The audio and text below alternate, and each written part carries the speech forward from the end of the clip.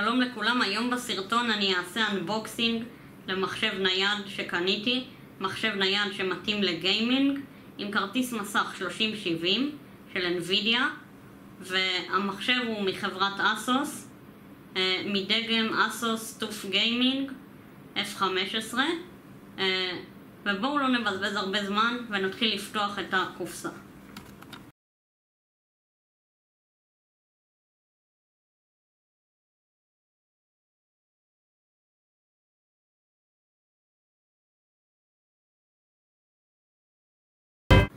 טוב, אז זה המחשב, זה האריזה.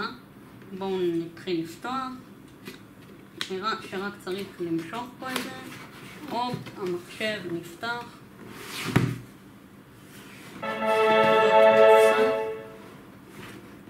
אוקיי, בואו נראה מה יש לנו.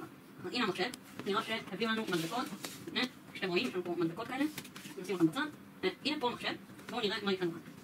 אני אוציא את הניילון. בואו נפתח אותו רק. טוב, אני עכשיו אוציא אותו מהניילון וכבר נחזור.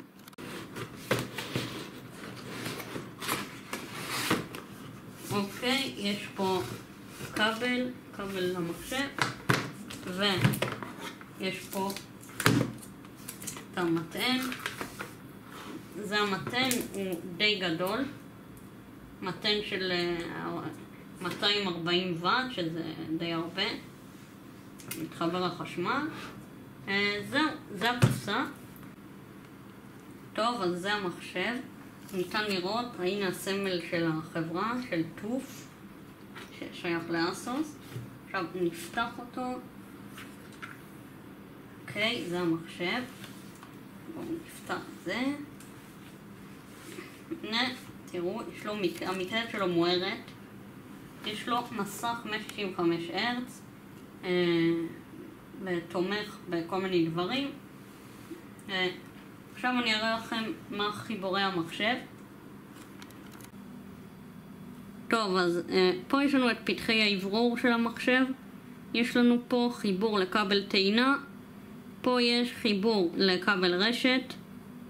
פה HDMI. שני חיבורי Thunderbolt 4. חיבור USB. חיבור לאוזניות. זהו, פה זה החיבורים שיש. בצד השני יש רק USB. כעת מה שנשאר זה להפעיל את המחשב, אז בואו נפעיל אותו. אז הנה, פה עכשיו אנחנו נגדיר הכל, ובקיצור זה המחשב.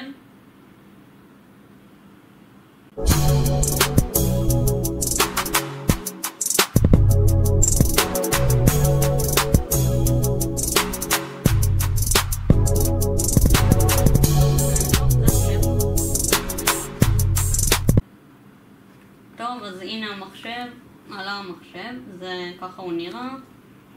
הוא עם Windows 11, יש פה את כל התוכניות. אז זה עצרי. טוב, אז כפי שאתם רואים, זה היה המחשב.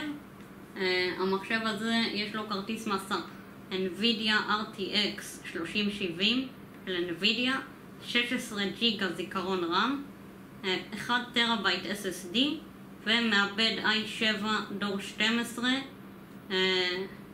זה המפרט שלו. אני אשים לכם בתיאור של הסרטון קישור לקנייה של המחשב.